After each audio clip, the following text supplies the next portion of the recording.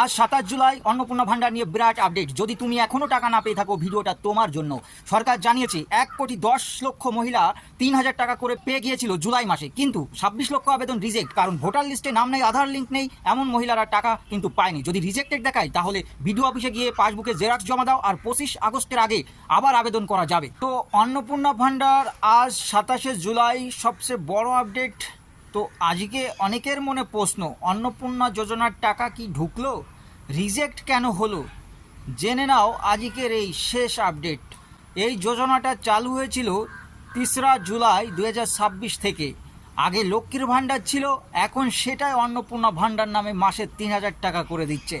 প্রথম কিস্তি পেয়েছিল 28 লক্ষ মহিলা, আর 1 জুলাই দ্বিতীয় কিস্তিতে 1,10,00,000 বেশি মহিলার অ্যাকাউন্টে টাকা ঢুকে গিয়েছিল।